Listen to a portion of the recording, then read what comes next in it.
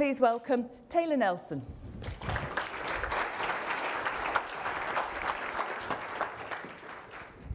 Good morning, everyone. Morning. So first of all, thank you to the British Council on Records. It's an honor to be here, and it is a pleasure to meet all of you. I've really enjoyed the conversations that I've had thus far with each of you, diving in everything from poetry to the future of this industry. And what really resonated me over the past few days was why you do this work. And I've only spoken to some of you, and I'm excited to speak to the rest of you, but what really stood out to me were these answers. So in conversations, in your applications, and here's just a few of them. Expose injustices, thrill of breaking stories, fascination with people's stories, community impact, be of service to my community, and curiosity about the world. And I resonate with so many of those whys. And I wanted to ground us today of why are we here? Why are we doing this work, and why do we find it important? But also, some of you might be wondering, who is this woman, even though I had this wonderful bio? What is she doing here, and why does she do this work? What brings me here? And first, I feel like it's good to make a disclaimer that I'm not a journalist. I've never actually produced a story, nor did I study journalism. However, I've dedicated my career thus far to the field of journalism. And my origin story of why I do this work starts when I was little. So I grew up in a small town of 332 people in Virginia, which is right below Washington, D.C. in the US. And I grew up with a single parent. My mom was a single parent, and I was an only child. And when I was 3, she saw this incredible need in our community to address the healthcare, to address a big gap in healthcare for those who weren't getting covered, who had very pressing health issues, and brought my community together. So when I was 3, she started a free health clinic, and I grew up with this clinic. I learned to count by calling out pharmacy numbers on my mom's hip. Right? I made the first donation box out of construction paper. And I grew up with this community of hundreds of people who were dedicated to grappling with these complex problems, right? The problems we face today and have faced for decades and hundreds of years are complex. So how we respond to them have to be equally complex. And not only was that happening when I was at the clinic, but when I wasn't at the clinic, I was with my grandma. And she taught me the power of news. I remember sitting next to her lap, reading the newspaper every week. And we would talk about the different injustices in the world and our community and what the importance media played. However, as I got older, I started to see a disconnect with my reality and what the news showed me. So often the headlines in my local community paper and of those in the US and around the world were telling me of all these problems that were happening. And I agree, they were happening and we need to know about them. But I wasn't hearing about the people responding to those problems. So I tuned out. When I was 16, I broke up with the news. I was one of those people we are most concerned about, the people who are avoiding the news. And still at the heart of me, I believed in it. I believed it was so important, but it needed to tell this whole story about how people were not only addressing problems, but the problems themselves. And so it wasn't until 6 years ago that I joined the Solutions Journalism Network. So I joined our founding year. It was started by 3 American journalists, David Bornstein, Tina Rosenberg, and Courtney Martin. And it got something out of the core of me. I never lost my faith in media. I never lost my faith in what it could be and the important roles it played. It just wasn't showing me my whole story, my reality, the different ways of how the news was portraying my community, my nation, and my world. And I wanted to be a part of it. So the Solutions Journalism Network is aimed to spread the practice of solutions journalism.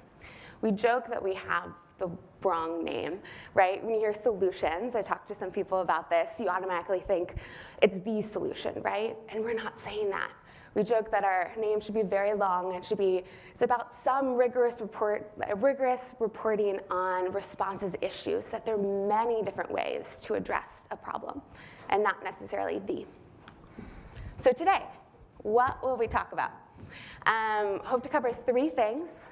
What is solutions journalism? What isn't it? 2, why is solutions journalism important? And 3, what tools can you use to incorporate this approach into your journalism? But before we get started, let's talk about some news events over the past 5 years. So Ebola. It's early in the morning, so let's shout out some answers. What do you guys remember from this coverage in 2014? What are some things that you remember? You're not a shy group. I heard all the questions you asked yesterday. There's no wrong answer. I'm a yes and person. I do some improv, so. There was a lot of general panic about it. A lot of general panic, fear. It was the biggest epidemic after a while. Biggest epidemic in a while. It was very unclear how far it was spread, who was affected, and how dangerous it was. Yeah, it's very unclear of how far it spread, who was involved. It was sensationalized quite a lot. Sensationalized. Does anyone know how Ebola was stopped? Raise your hand if you do. Anyone? We got one? We got one person. This is the most I've ever seen. Okay, so Ebola was covered intensely for a few months, very fear-based. And then the crisis ended, so we never heard about it. Isn't it bad? Yes, so we'll talk about that later. So, refugee crisis. This has happened continually all over the world, but in particular, I'm curious what you guys think of the coverage from 2015, mainly focused on the Syrian refugee crisis and its immigration into Europe. So what are some things that stand out to y'all? What do you remember? There were 2 very polarized opinions, and I felt like there was a lot of biased coverage. A lot of biased coverage, 2 very different opinions. So you had to read 2 opinions and then form your own. So that was really difficult to find impartial opinions and impartial facts. How do you find that impartial information? One party was always called the victim, and it was very clear. One party was always called the victim. Great, let's see if this clicker works. It does not, so we'll go here. Okay, who knows how Germany has been integrating 1.2 million refugees? So in 2015, there were 900,000 that came to Germany. Raise your hand. Oh, we have a few more. I love this, this is great. So I wanted to kickstart, when we talk about solutions journalism, to really hone in on examples, right? What have we thought about coverage? When have we not seen the whole story, right? When a crisis happens and ends, when we might not hear about it. So when we talk about solutions journalism, and these are just some examples, right? I'm not saying this is the solution, but this is a piece that I really love. It's about how Nigeria faced and stopped the epidemic. And as someone did mention, whether it is still spreading now, and what does that look like, right? And when can you ever say something's fully stopped? But there's so much we can learn from these responses. And what I love about this piece is, one, it breaks down tactics that people use that other countries might have used or benefited from, or to spread awareness of how it's being tackled. But 2, which I think is really important, is it talks about context, right? It talks about how the situation in Nigeria was different from other countries, right? And how it might not have been replicable if you place it in different areas, and how other things might have. So for example, one person had Ebola and came into the country, so it's easier to look at who and how they might have been in contact with others, so you could identify those individuals. There's a lot of funding that Nigeria received from the US, so there's more funding than other countries received. But also there are networks of doctors that had already existed there that they could retrain to focus just on Ebola and see what that looks like. This is just one example. Second, and there's many different examples about how Germany is responding to integrating so many refugees, right? These stories talk about What's worked? What hasn't worked? How do we get in the nitty-gritty of, are they focusing on work? Are they focusing on education? What does this actually look like? So in summary, solutions journalism is rigorous evidence-based reporting on responses to social issues. And I'm going to tell you a bit about our criteria. We love curriculum and education, so we sort of go nitty-gritty on this. We're a little nerdy about it, which I love. So number one, there's 4 main criteria. It has to cover a response to the problem and how it responded, right?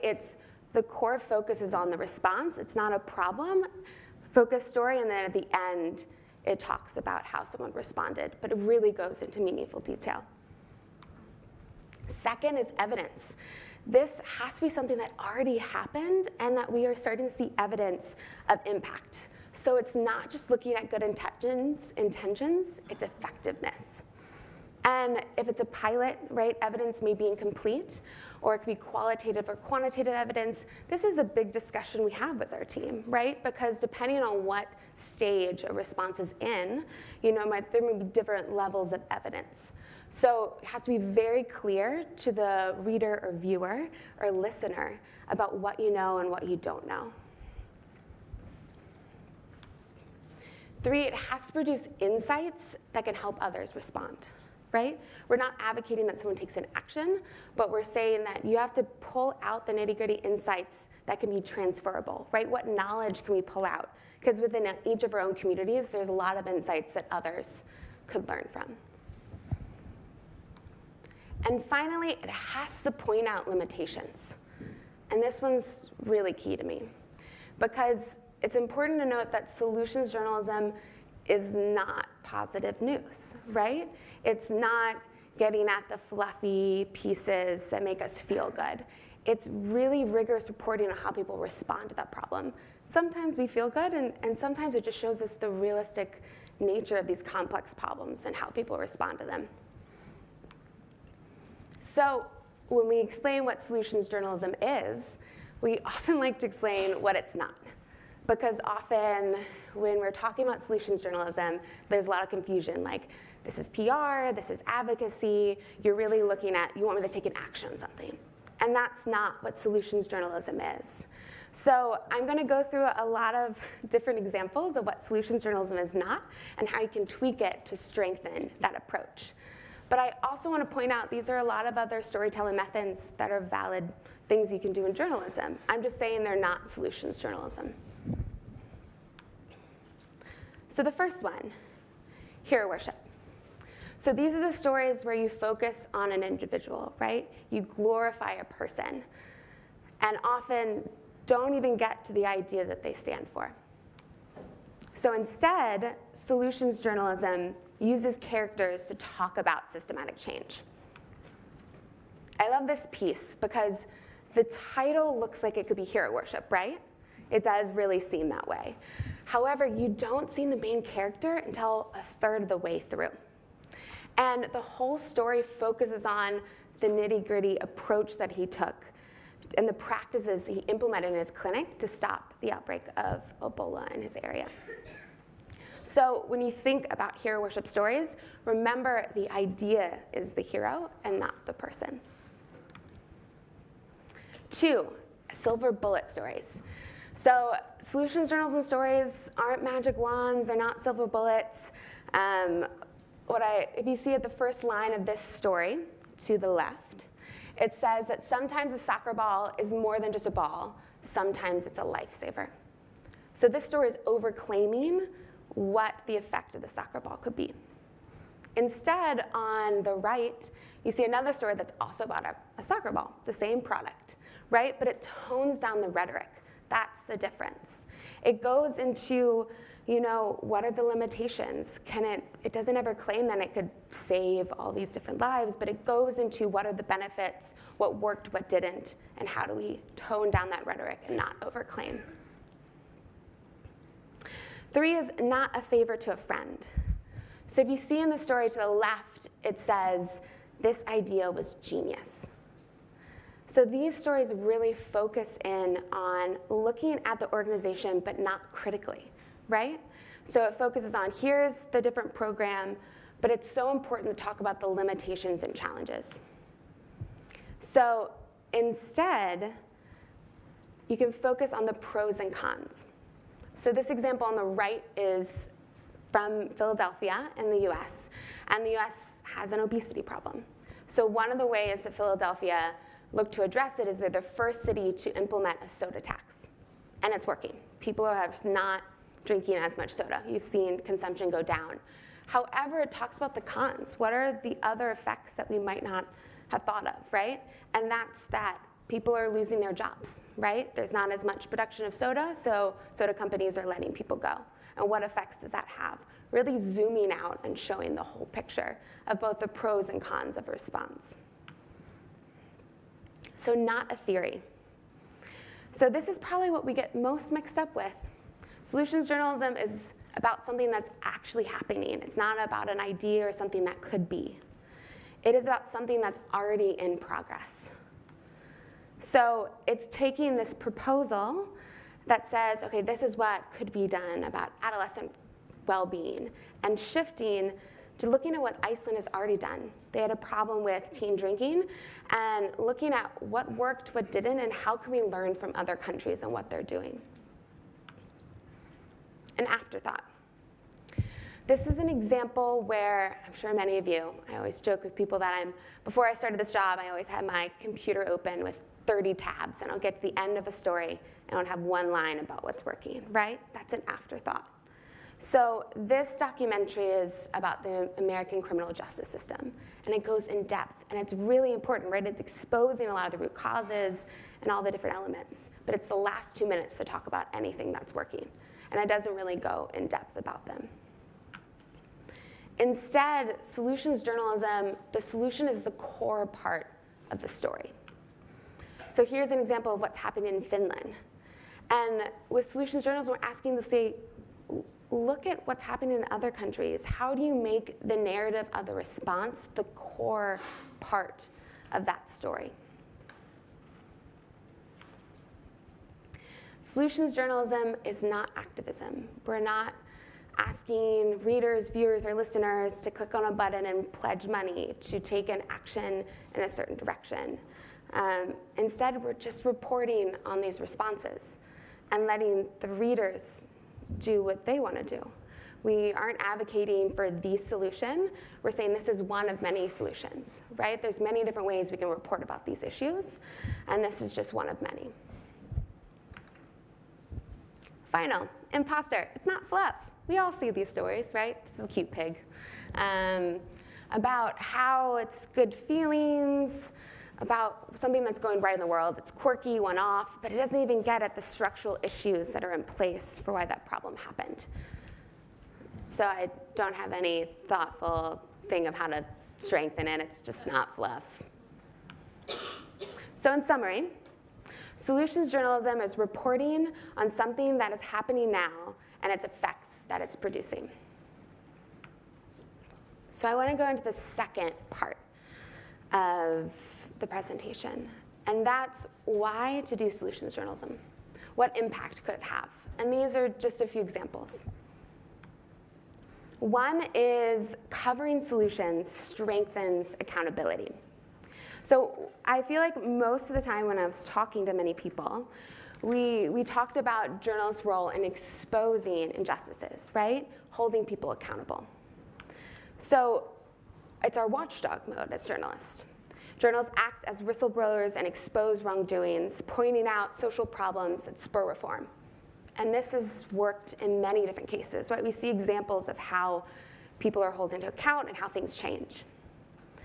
But before I go into how solutions journalism can strengthen accountability, I think it's really important to note that solutions journalism is one tool. There's many different times where solutions journalism might not be the right tool to use. And my colleague made this chart, and I love it because I'm very visual. So it goes into when is a good time to use solutions journalism and when is it not. So one, is there a lack of awareness with a problem? And if there is lack of awareness, then there needs to be more reporting on what that problem is and letting people be more aware, right? If people don't know of the issue, they're not going to really think or care about that response because they don't think it's a problem. So getting consensus that there is an issue. If there is ample awareness of a problem, ask, is there awareness of the potential solutions, right? Potential responses of how we can respond. If there isn't, that is the time for solutions journalism. So I just want to be really clear that we're not asking everyone to produce solutions journalism all the time, but really thinking the whole story of your coverage. So going back to how solutions journalism can strengthen accountability, we are seeing that not only is the watchdog effect needed, but also what role does journalism play as a guide dog, right? Is it inaccurate for journalists to simply uncover what's wrong and hope for society to change?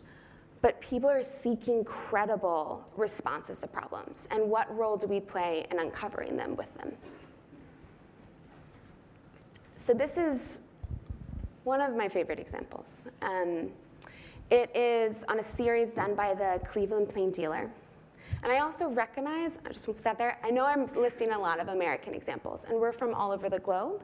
And I'm going to talk later on about how we have examples from around the world. These are just some of the examples I really know the impact to, so I wanted to talk about it because I know the rigor it was placed in. So Cleveland has an issue, and it has for a while, with lead poisoning. So lead poisoning in paints in homes. It's had it for a while. So you can see this is coverage from 2015. And the reason why I'm doing older coverage is so I can show you the impact since then.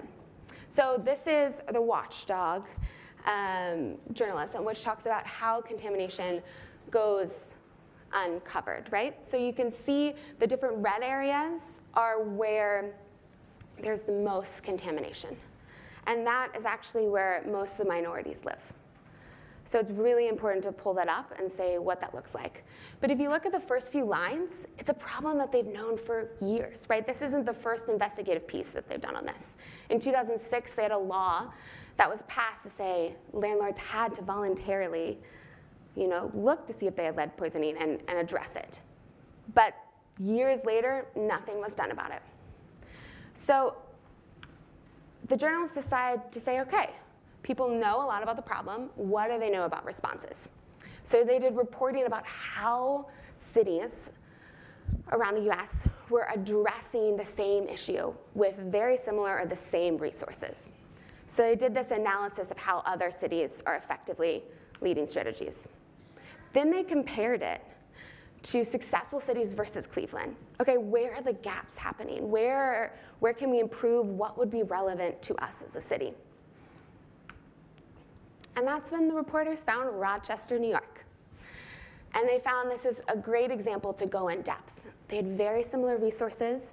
They could pull out tactics that Cleveland could use to address what this looks like. And they could paint a picture for the public and community that this was unacceptable, that the excuses that the government and many of the people involved, stakeholders, were saying were a problem could be removed.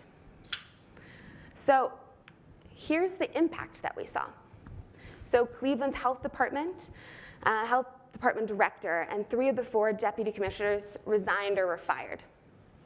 City-led inspection staff rose from 3 to 7. City passed a plan that proactively, instead of voluntarily, inspected rental homes for the first time, modeled off the Rochester program. The state threatened the city until it complied to the list of reforms, and the state published a list of banned homes. So now Cleveland has to say where something has lead poisoning. So since then, so I think last year, the year before, the reporters reported again. They said, okay, this is all the impact that's happened.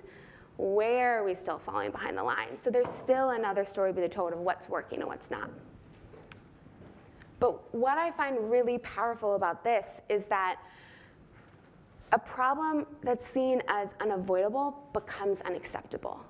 Because when we start shifting that, look what they did, look what this city did, look what this community did, and we can highlight it, we actually are showing the tactics that we need to mobilize once the problem is really established. So 2, reader engagement. So solutions journalism can increase reader engagement. I resonate with this slide, as you know, with my story, so news fatigue. brought on many participants to a learned helplessness response. Over and over again, the negativity of the news added to the desire to tune out. But evidence suggests that when people think something can be done about a problem, they're more receptive and attentive to information. A 2011 study of 7,000 articles from the New York Times, most emailed, found that positive content was more viral than negative. And secondly, thirdly, negative messages spread faster than positive ones, but positive ones have reached larger audiences. And these are all different studies I'm happy to send you all to if you're curious.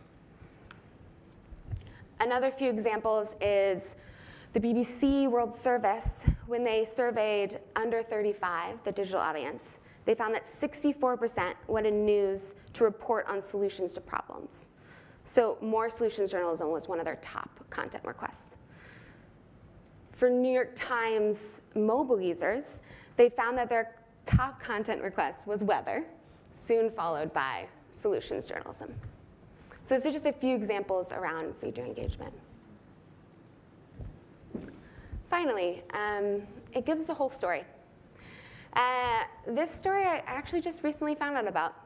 And for me, it really resonates this particular point. I actually have it with me right here. So when I think of the Democratic Republic of Congo, most of the stories I've heard is political instability, war. So those are most of the stories I know. I haven't had the pleasure to visit that area, so I don't know many people from that area, but that's what the news is telling me. However, this story is showing how they are addressing sleeping illness. And really what stood out to me is how much progress has been made and what we can learn from them. So at the turn of the millennium, there were roughly 30,000 cases in the DRC. In 2017, there were 1,100 cases, dramatic decrease. And then halfway through 2018, there were only 350 cases reported. So this makes me think about this quote from one of the authors. The West has got a skewed idea about this country and its people because we only report, sadly, many negative stories.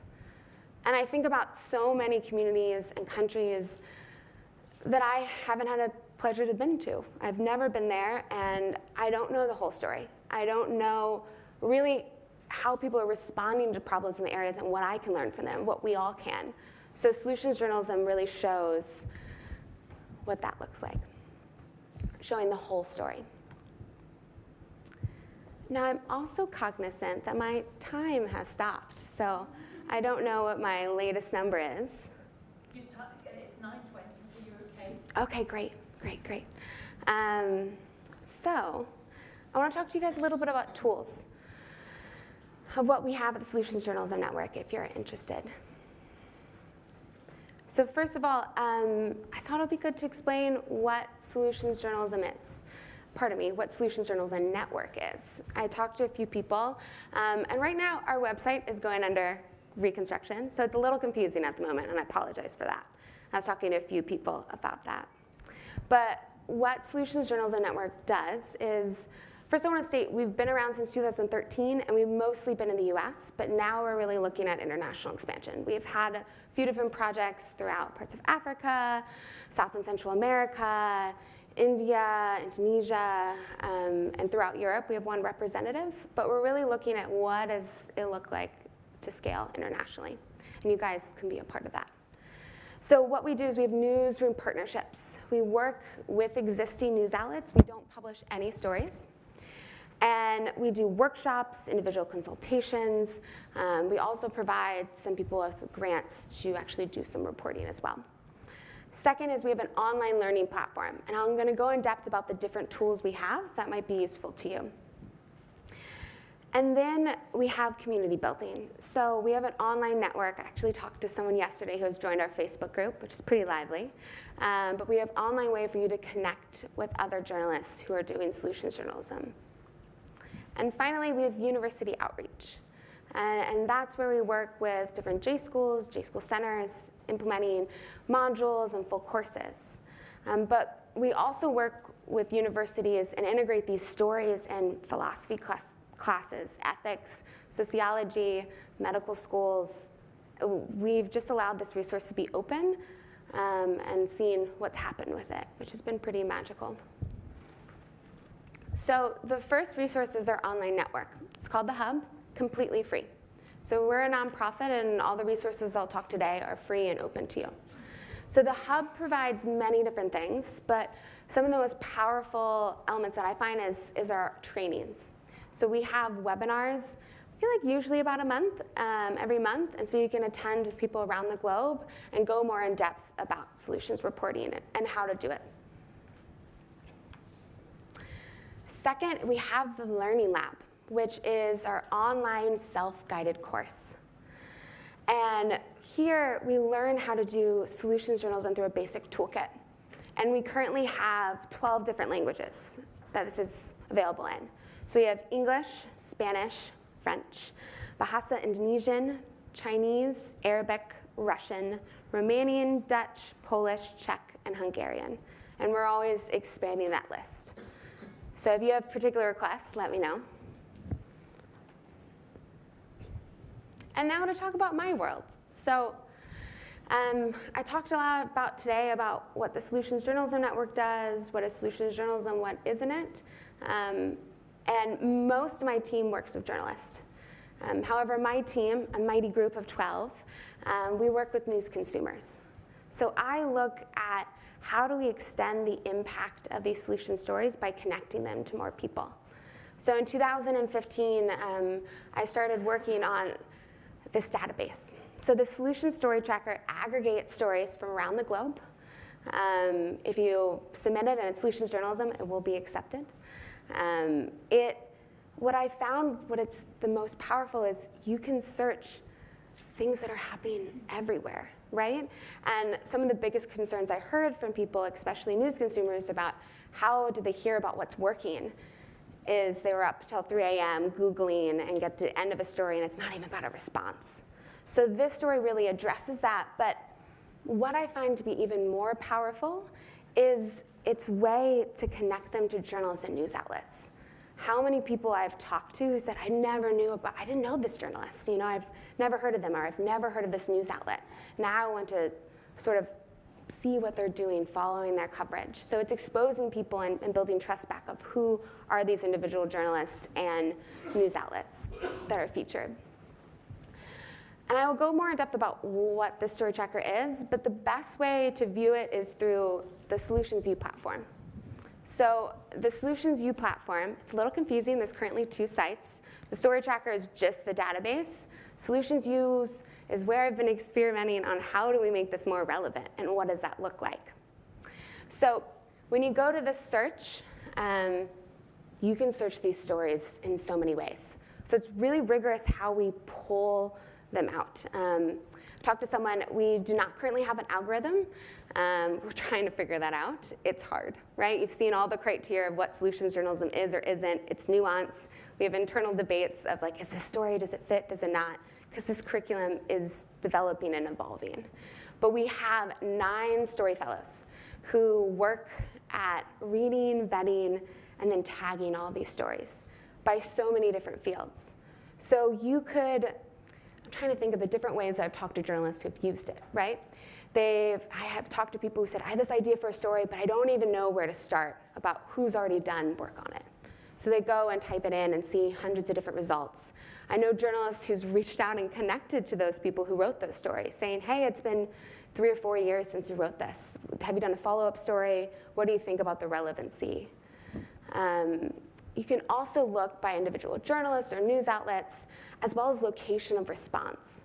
And this is something that I'm really aimed over the next few years at expanding, right? Since we've had so much concentration in the US, so many of our stories are there, but there's so many things that are happening around the globe, and we really have been leaning mostly on our network to say, hey, let us know what you've done, instead of proactively sourcing.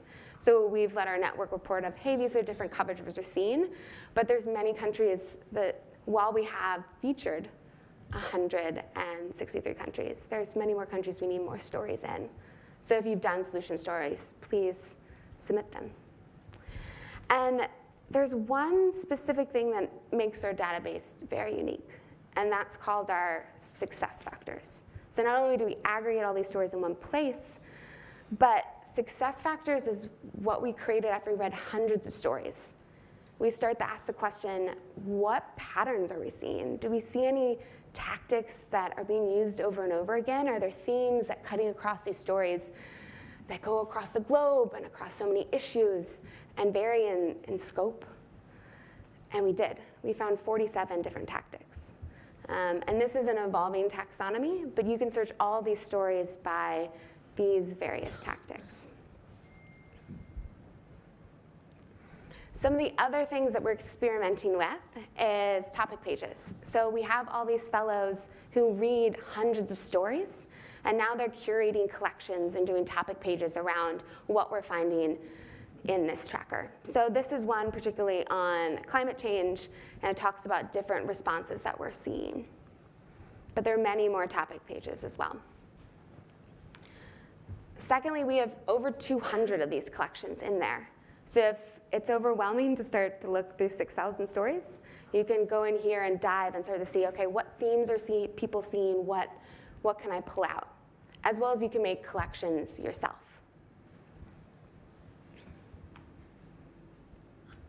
So now what? If you all are getting to the point where you're like, okay, great, solutions journalism, I get it. I want to do it. I'm still curious about it. What can you do next?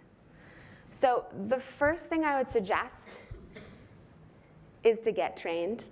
There's 3 different ways you can get trained. And what I did today was a good introduction, but the workshops that we run really go in depth about the reporting. You sit in with many of our experienced journalists who've done this reporting for years, if not decades, and really go in depth about your particular story, what does it look like, and really wrestling out those challenges you faced. So the 3 ways is you can sign up for free online for the hub and go on a webinar. Most of these are run by our Director of Communities, our VP of Communities, Samantha McCann, and she's brilliant. She's been doing it since the beginning. 2, you can go to the Learning Lab. If you're more into a self-guided course, you can dive straight in there.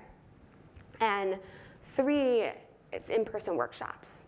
And so if someone's interested in if there are in-person workshops offered in your country, in your area, please talk to me after. I'm happy to connect you as we sort of move toward international expansion. I think there'll be more and more in-person trainings coming up.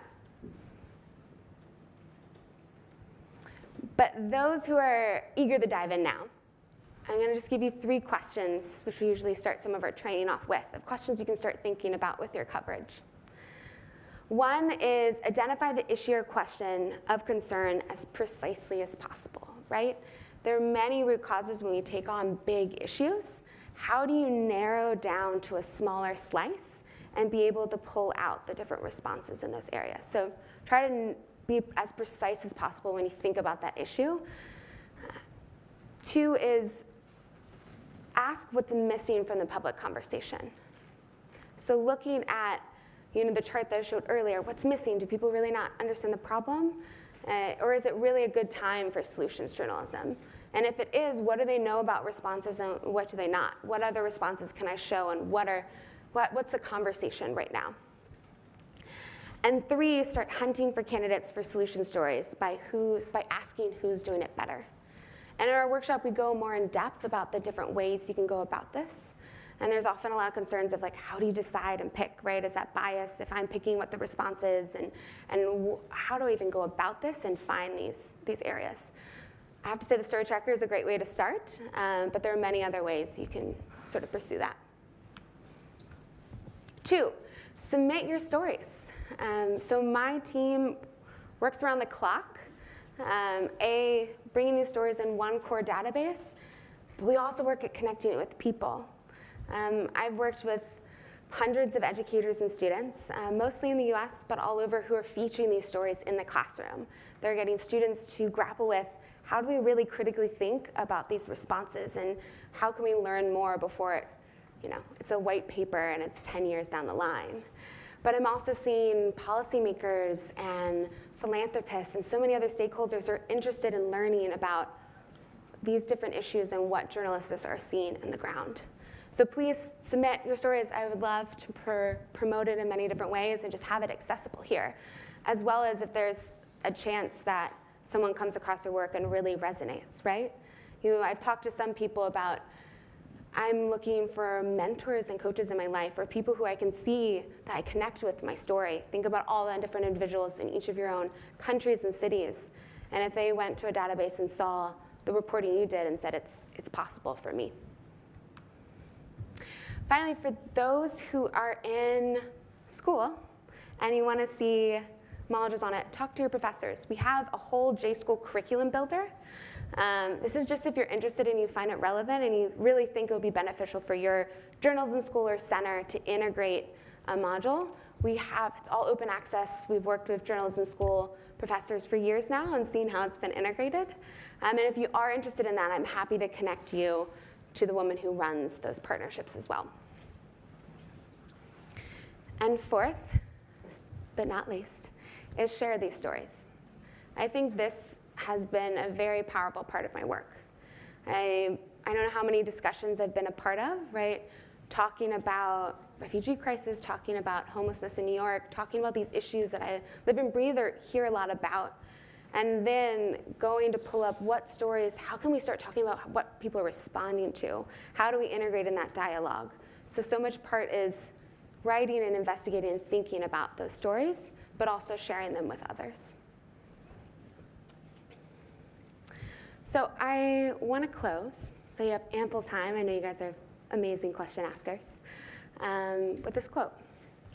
And for me, what Solutions Journalism Network is doing is not a revolution. We're not asking to completely redo journalism. We just see it as a natural evolution. That solutions journalism is just one tool you have in your tool belt as journalists. And I hope as you continue through your journey, and I hope you all do, it's been truly an honor to meet all of you and to hear the dreams that you have for this industry and this world. And I actually feel better about the future knowing you guys are here to hold power to account, but also to raise the voices and responses that we're seeing. So thank you so much.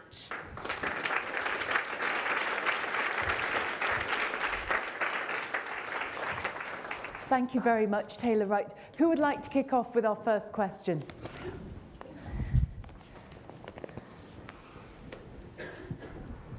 Hi, Taylor. Hi. One question I had when you mentioned, talking to the right sources to find the solutions, find out what people are doing. There are a lot of problems where I come from. I'm from Bangladesh. So the social issues or the issues in rural areas, many times the solutions come from NGOs, UN organizations, nonprofits, and locals don't really have the resources to come up with solutions themselves. So in this case, would reporting about nonprofits' works or NGOs' works really be necessary? Because they already have these press releases, they do all of this. So would this be more like a favor for a friend, or would this be genuine solutions journalism? Yeah, it's a great question. I think when I think about this, a few key criteria come up, right? It's when you're covering it, looking at, well, first of all, don't overclaim, right? You're not going to say that this nonprofit or organization is really focused on it. And I think it's shifting from the organization and focusing on the idea. What is the program they're implementing? How do you pull out those insights, right? If you really shift that focus, look what that looks like. And then finally looking at those limitations, I think being really critical about what's working, what's not working. And I think one of my favorite things, I was talking to a student about this in particular, and she said what she loves the most about solution stories is the limitations or opportunities for her to engage, right? So even if the only responses you're seeing are run by certain NGOs, there's many ways you can cover it without doing PR. You're not focusing on the organization, you're not overclaiming, you're focusing at that idea and pulling out those limitations and challenges so more people can see what's that opportunity to what the fixes could look like, and maybe that could spur some ideas of how the community addresses it. Thank you. Next question.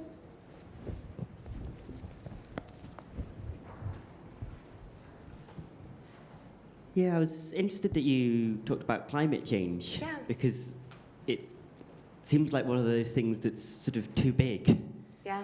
for solutions journalism. And in fact, even solutions journalism could potentially be quite damaging. I mean, evidence has suggested that when people are given stories about, oh, you know, if you cut out plastic straws, that actually reduces their support for sort of more broad-ranging stuff.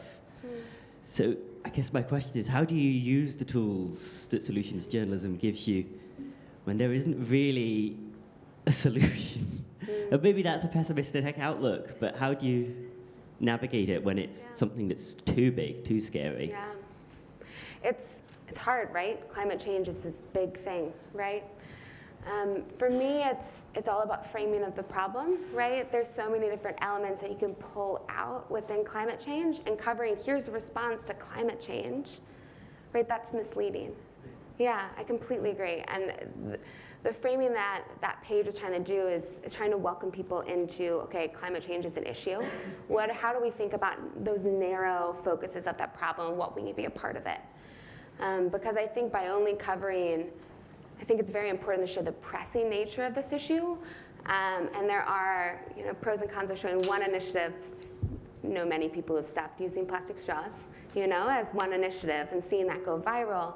But there's many other ways to focus on just narrowing the slice of the problem, but also planting that full landscape. I think you should never lose that, saying this is much bigger than this small piece of just reducing plastics, but let's focus there first.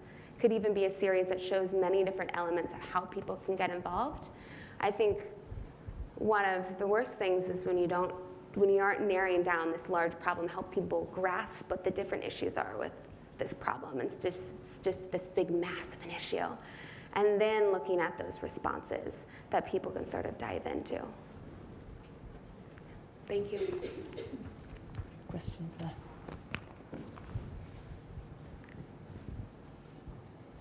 I'm Stella from Ghana. We have been talking about how the media reflects society. And I think in Africa, we've been having a conversation about portraying the good things, the solutions that people give to problems, I mean, the responses. And I'm looking at if you think there is a bigger market in Africa for solutions journalism.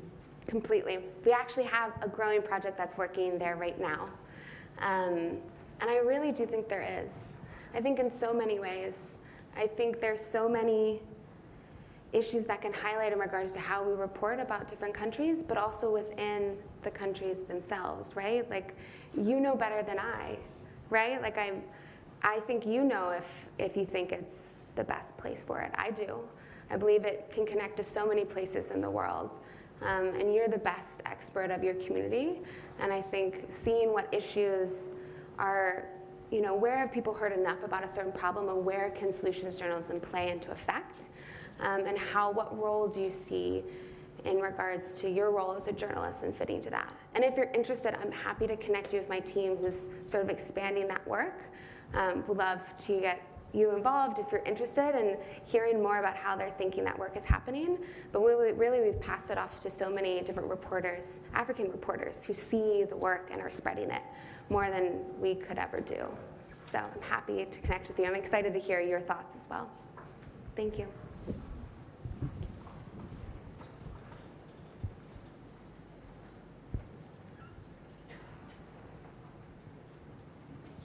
Oh, okay. So hi, I'm Diana from Spain. I was wondering, since sometimes, especially in developing countries, people usually don't have access to media, or not as wide media or online media as usually solution journalists might be.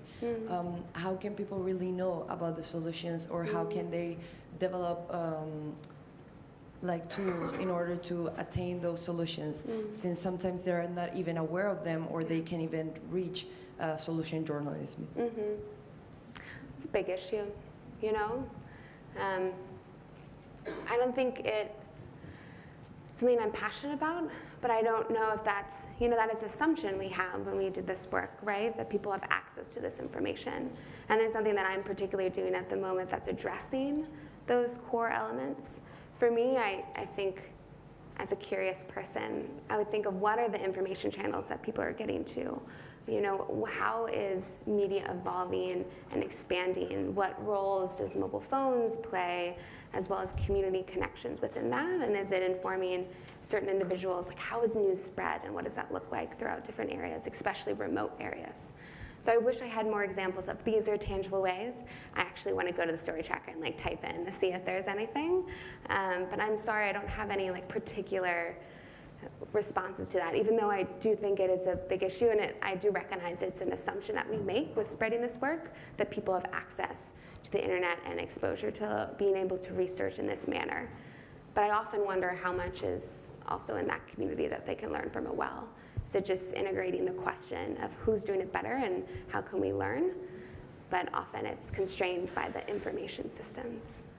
Thank you. Next question.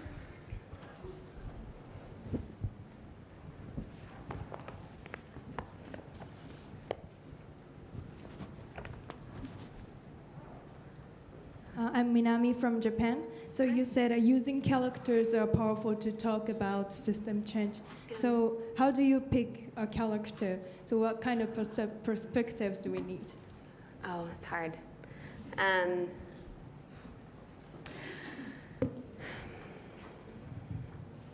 Thinking about this. I think for me, also recognizing that I'm not a journalist, and I have to say it is a part of the training that many of my colleagues run, and they'll go more in depth than I will now.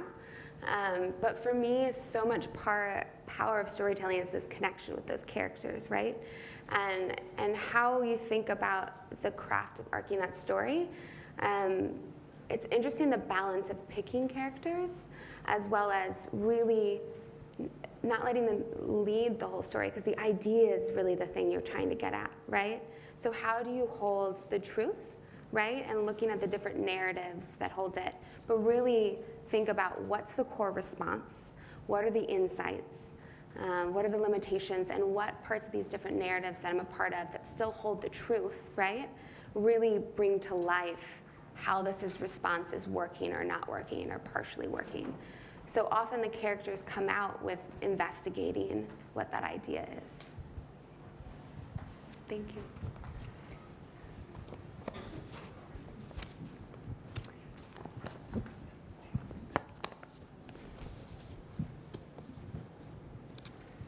Hi. Hi. My name is Lisa. I'm from Zimbabwe. So, yeah, I really like what you were saying about solution journalism, and I think that some of it is already being practiced in my country, but I think the major challenge is how to get probably people to get involved and to participate. How do we probe like the government to intervene? Because you can write a piece about solution journalism probably politically. People are suggesting how they think the country could get out of a particular situation, but how do you get like the citizens or the politicians or the government to like participate in that particular situation? You guys ask such good questions. I think for me, part of it when I think about solutions journalism, like the view that I come from personally is I want people to read and just know they can't not do something about it, right? But they also have the understanding of what's worked to know where to push and where to go forth. But so much is within your readers and understanding, or listeners or watchers. I'm not trying to be so focused on print, right? Like why are they coming here? What problems are they really thinking, and how does this response resonate with them? You know, I'm thinking the different views of there are many different stakeholders who can respond, right? You see examples of grassroots movements, local communities doing things, what are tactics that individuals can do, as well as networks of hospitals and governments and policies. There's such a range of what a response can look like. So I think that might be another thing if you're thinking about who is my audience and what goals do I have for my particular reporting? What does that look like? You might look at responses that are tailored to that audience. But I think secondly is we can't force anyone to do anything, no matter how frustrating that is, right? We have to write compelling and do audio and video of compelling reporting, right? That we hope really ignites something within someone. And solutions journalism isn't advocating for a particular go do X. It's just highlighting and bringing this information to the top so other people can interpret it and what best hits their community. And I wish I had a silver bullet or magic wand and address that issue, right? Because so many things we report on, it's frustrating to see things stay the same. But it makes me think of the last quote, right? How much is reporting not just more of the same thing, but differently? And how do we evoke different stories and different storytelling to bring up different parts of that issue? I wish I had a better answer. That was the magic wand for you, though. Thank you so much. Lady at the end here.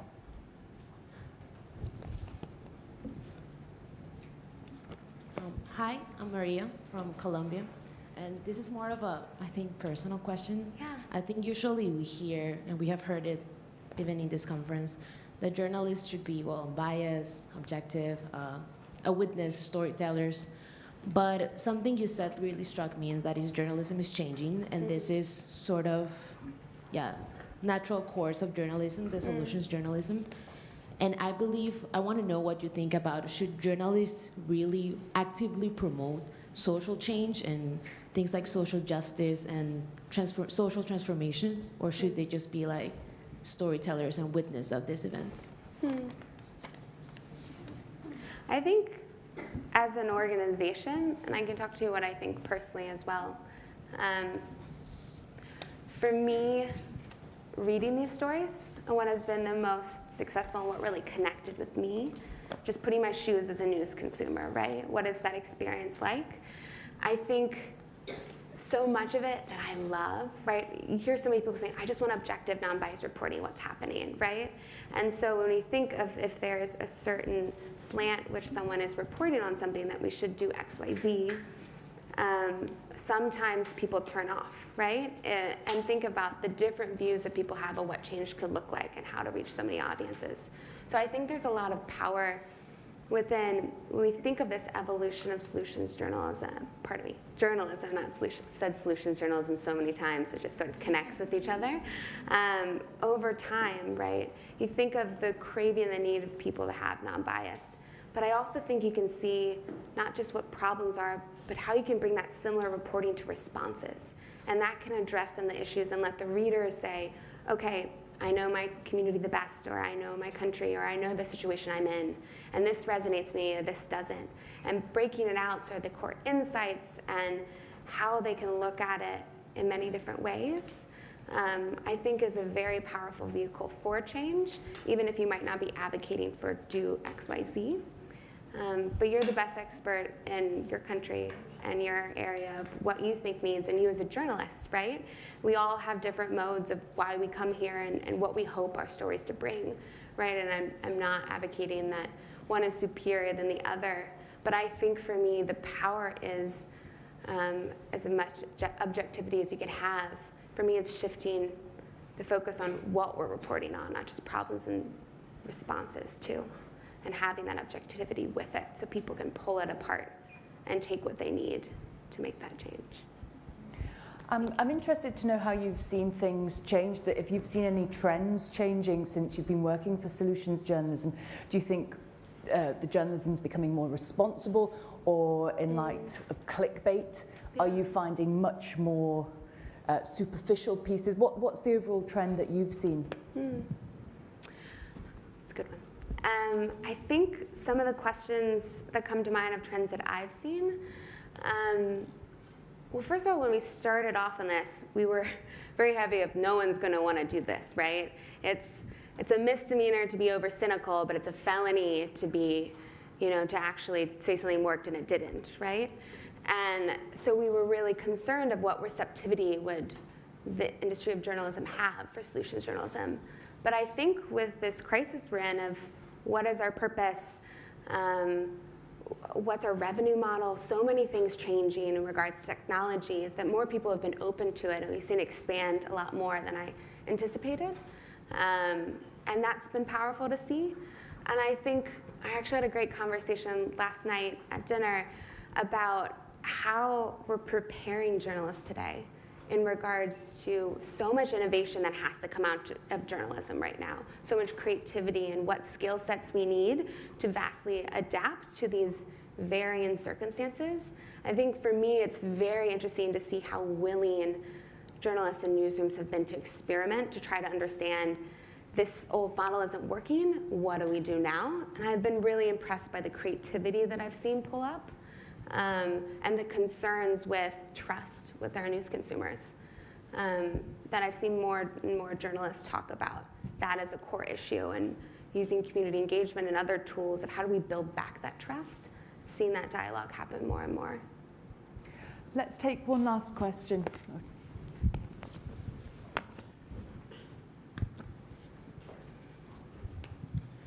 Hello, my name is Teresa and I'm from Croatia.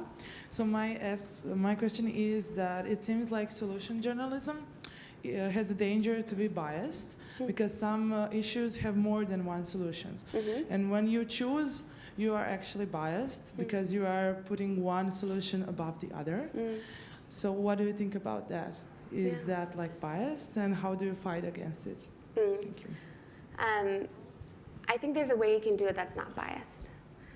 First of all, I think I really like how you framed bias, right? And I think before you even get to the solution, who defined the problem, right? That's a question I always ask, of like, who are the people who are saying this is a problem? What are the different roles within your community or wherever the issue is taking place that really look at and thinking critically about that issue, thinking about that. And then secondly, when you think about the response, who are the people saying that this is a response that's working? What is it connected to which one of those problems and how it's defined? And when I think about how do you do solutions journalism in a way that's not biased, three things come to mind. One is painting the landscape, saying this is not ever saying that this is the solution to do it, but there are many different responses. And if you're able to do a series that cover different approaches and the different tactics that you think would be relevant or really tangible for individuals, as well as the limitations, is really key. So you're showing the landscape of responses, not just this is our issue and this is how someone responded, right? But showing the different ways that people can respond, I think, is really key to show that variety, and always to look a little bit above what that response is, to say, here's the landscape at play. Taylor Nelson, thank you very much for joining us. Thank you.